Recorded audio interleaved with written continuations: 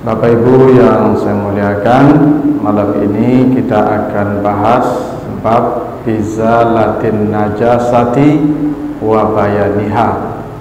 Hadis-hadis yang menjelaskan perkara najis, ya, bagaimana cara menghilangkannya dan apa saja ya jenis atau bentuk-bentuk najis itu.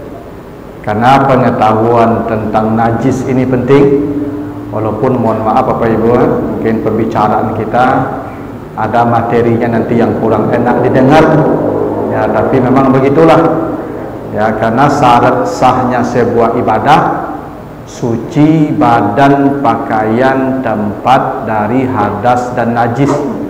Itu syarat ibadah kita sah dan diterima Allah, ya, karena Allah itu maha bersih. Innallaha tayyib la yaqbalu illa tayyib. Allah itu maha bersih dan tidak menerima kecuali yang bersih pula, ya, karena itu syarat ibadah kita diterima suci badan, pakaian, tempat dari hadas dan najis. Nah, karena itu pengetahuan tentang najis ini menjadi penting, karena itu terkait dengan kesahihan ibadah yang kita kerjakan. Nah, Bapak Ibu yang saya muliakan, ada dua istilah ya yang sebenarnya kita kurang pas dalam pemakaiannya secara bahasa.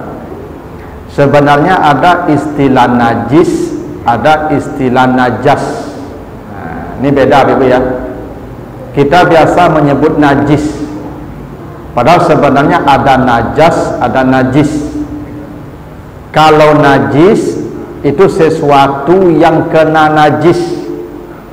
Najis itu artinya mutanajis. Air itu bernajis, benar tuh.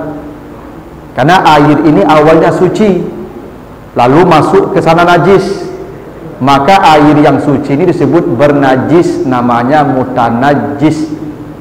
Jadi najis itu artinya air benda yang suci awalnya, tapi tidak kotor, tidak bersih lagi, sudah jadi kotor karena sudah dinajisi. Itu namanya najis. Kalau najis itu sendiri, sesuatu yang mengotori sesuatu yang suci, itu namanya najas. Jadi kotoran, darah itu bukan najis sebenarnya, tapi najas. Ya, tapi istilahnya tidak biasa kita pakai. Dan itu ada dalam Al-Quran. Nanti baca surat At-Taubah 28. Ya, At-Taubah 28. Innamal musyrikuna najasun. Kata Allah, orang-orang musyrik itu adalah najas. Jadi orang musyrik itu najas, artinya dia najis secara hakiki. Itu makanya orang musyrik itu tidak boleh masuk masjid. Itu kenapa orang musyrik itu haram kita menikah dengan mereka. Karena kalau kita menikah dengan mereka, kita akan dikotorinya. Itu makanya disebutkan di surat Al-Baqarah 221. La tankihul musyrikat. Jangan kamu menikah dengan orang-orang musyrik. Kenapa? Ulaika yad'una ilan nar, karena mereka akan menyeret kalian ke dalam neraka, karena kita akan dikotorinya. Nah, itu kenapa orang musyrik disebut najas. Jadi najas itu yang najis, yang kita namakan najis. Yang najis itu sebenarnya sesuatu yang suci, tapi dia kotor karena najis.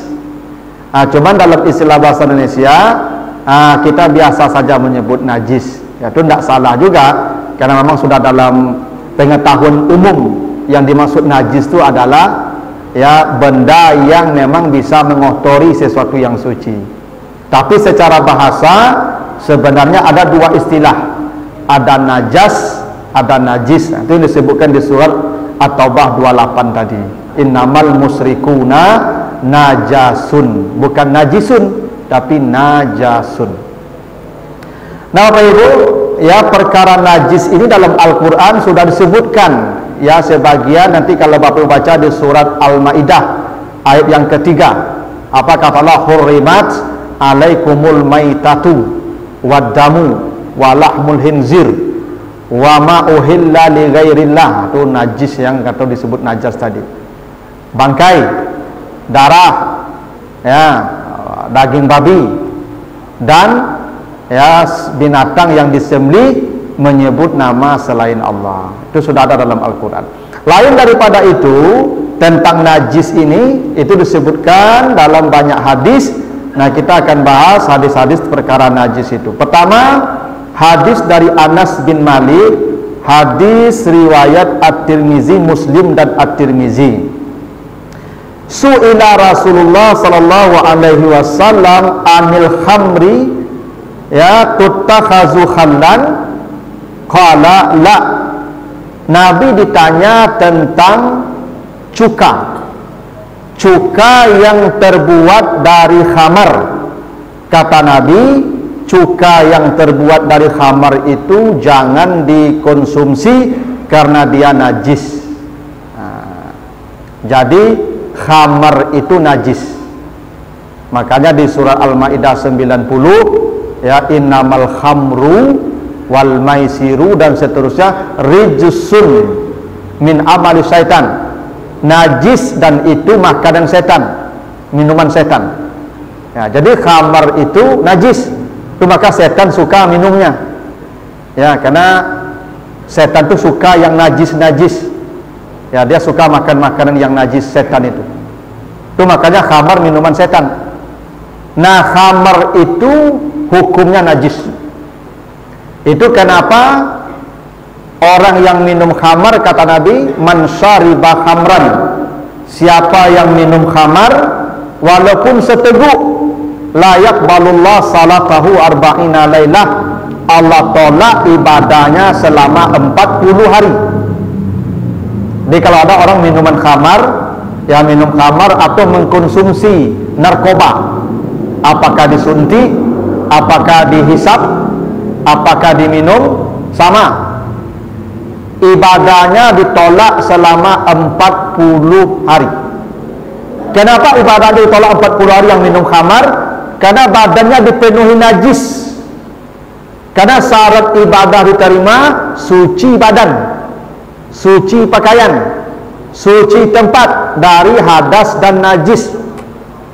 Orang yang minum khamar itu badannya bernajis 40 hari. Karena minuman itu akan mengalir menjadi darah kita dalam tubuh kita selama 40 hari 40 malam. Ya.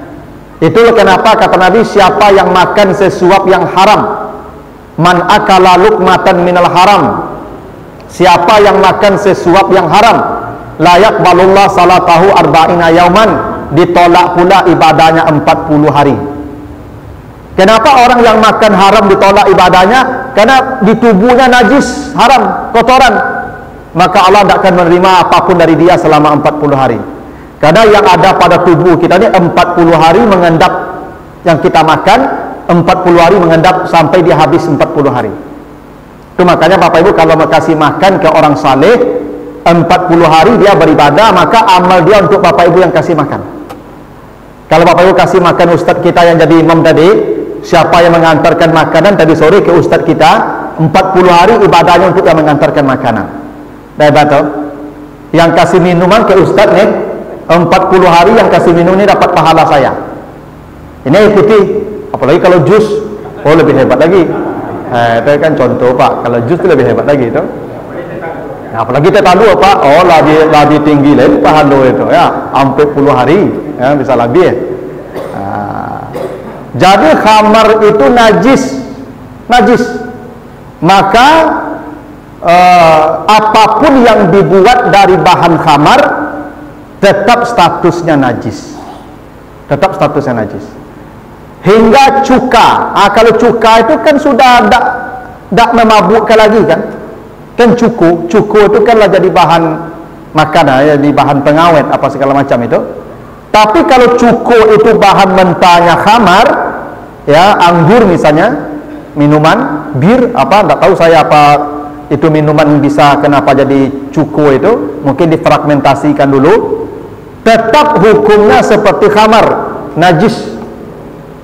Ya, nah, makanya Bapak Ibu hati-hati juga tentang khamar itu bukan hanya minuman, semua zat yang mengandung unsur etanol itu khamar, yang ada unsur etanolnya, ya, etanol ya, atau metanol, etanol ya, etanol, zat yang merusak akal, yang bisa membuat orang mabuk, itu semuanya najis statusnya.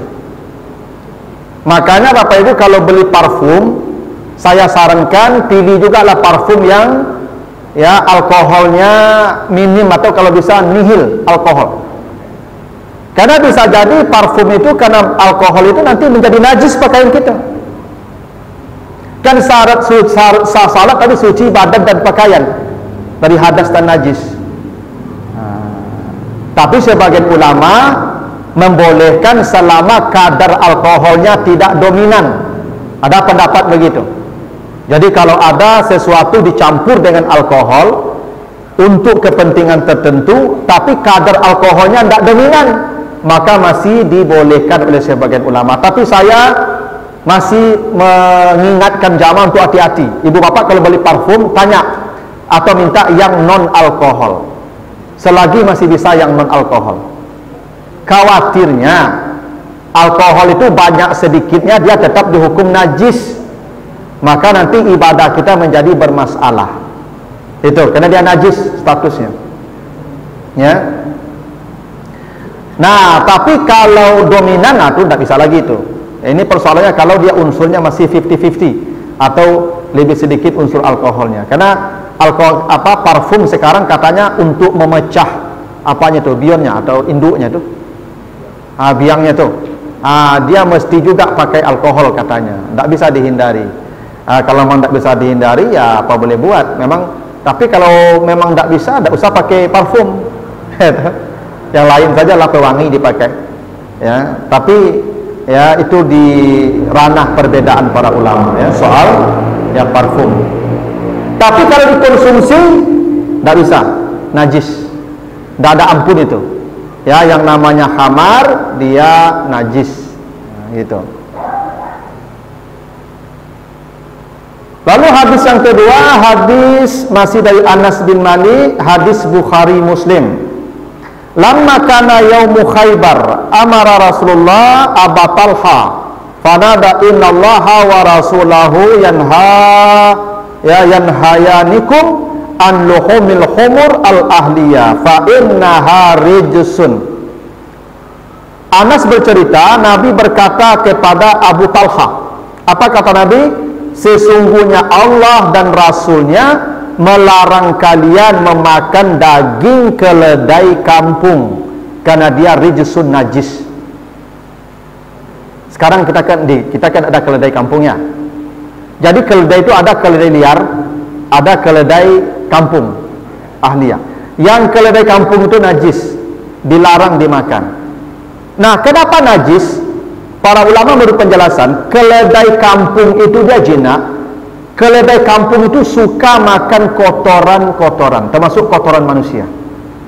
Orang Arab dulu, kan tidak ada WC model ini ya tuh. Dulu orang kalau buang air pergi ke belakang rumah. Itu tuh. Beko air SMB itu selesai itu kadang dapat timbungi kotoran dulu. Nah, beko keledai makan itu. Keledai itu suka makan kotoran manusia yang tercecer itu. Karena orang Arab biasanya buang air belakang rumahnya. Tak pakai tak pakai WC loh, tak pakai water closet itu. Lepas saja, buang air di sana, udah siram istinja. Nanti air itu kotoran itu dimakan keledai itu, keledai jinak itu. Nah, ini menjadi dasar hewan-hewan yang memakan kotoran atau yang diberi makan kotoran tidak boleh dimakan. Makanya dalam hadis sahih At-Tirmizi, Nabi mengatakan naha Rasulullah sallallahu alaihi wasallam anil jalalah. Nabi melarang makan hewan yang diberi kotoran, al jalalah namanya. Aku banyak aku ada tabik kolam apa ibu jadi WC dia teh pak. Abu pernah ke satu tampik di Payakumbuh pak, pemantan mahasiswa dulu. Sasak buang air ambo pak. Lari bertanya ambo pak, di mana WC pak? Tu pak kolam tunjuknya kolam tu pak. Ini Pak, itu pondok tu, maksudnya ke pondok tu Pak Melayu SMB ya. Itu Pak Ibu, Masya Allah Pak Ibu, awak alim duduk ikan kula orang kadang nanti Pak Ibu. So ikan kau lapar, kau ada orang duduk itu, kau pasti mantan sesuatu kau. Maka ikan yang diberi makan kotoran itu tidak boleh dimakan itu Pak Ibu. Karena dia rijsun, udah tergolong kotoran dia itu. Kalau ikan menemukan kotoran di sungai lepas, di air yang lepas, dia makan tidak apa-apa. Itu memang hak dia saja. Yang tak boleh memberi makanan kepada hewan najis. Ada lele Pak dimasukkan ke dalam septic tank bagai. Itu tidak boleh dimakan tu Pak. Para ulama kemudian ada sebagian yang membolehkannya dengan catatan dikarantina dulu di air bersih selama 40 hari. Jadi Bapak Ibu kalau kau makan lele yang dikasih makan bangkai, kan lele itu banyak dikasih makan bangkai itu Pak. Dikasih bangkai, dikasih itu yang itulah yang menjijikkan lah, yang najis-najis. Maka lele itu karantina dulu di air bersih 40 hari baru dimasak. Bapak masih suka makan lele kau? Hah? Ya tetap dia lagi makan, tapi makannya bersih lah. Tak najis makannya lah Pak. Ya? Karena di penangkaran lele itu Pak, itu yang dimasuk bangkai-bangkai ke situ banyak apa? Ya. Bahwa hewan makhluk ini dia makan bangkai, kalau ditemukannya mungkin itu ya dimaafkan. Tapi kalau setiap hari dikasih makan bangkai najis, dia menjadi rijsun. Seperti hukum keledai tadi. Keledai itu dilarang dimakan karena dia suka makan kotoran orang. Dilarang makan itu. Kalau keledai liar boleh dimakan, karena keledai liar tidak makan kotoran orang. Dia hidup di alam terbuka. Makanya Bapak Ibu kolam-kolam ikan itu jangan dijadikan WC. Ya. Kalau kayu kan dimakan ikannya, kok karantina sampai puluh hari dulu. Begitu tuh.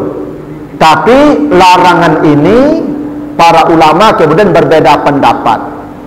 Karena kata naha ada kalanya memang haram, ada kalanya memang sampai level makruh.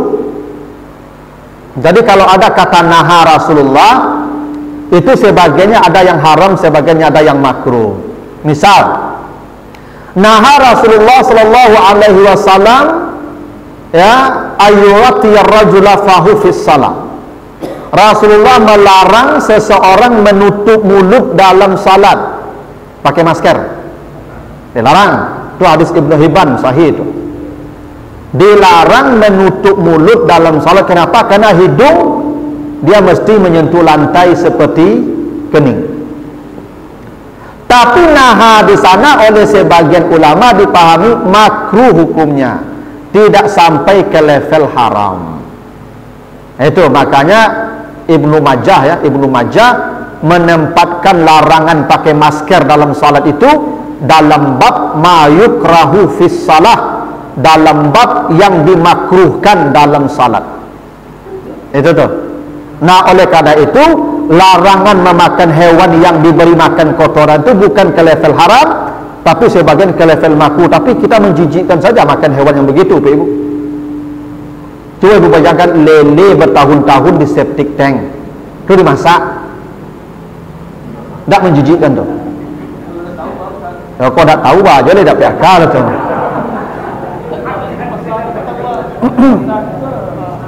Memang tidak sedikit itu di septic tank itu kecilnya kalau dia masuk lele capek kadangnya Pak. Karena ini tidak kekurangan makan di dalamnya Pak Ibu. Ya. Tapi dilarang Nabi memakan hewan yang diberi makanan kotoran. Makanya keledai kampung diharamkan, dilarang. Seperti Nabi melarang memakan al-jalalah. Al-jalalah itu hewan yang dikasih makanan najis, kotoran. Nah begitu.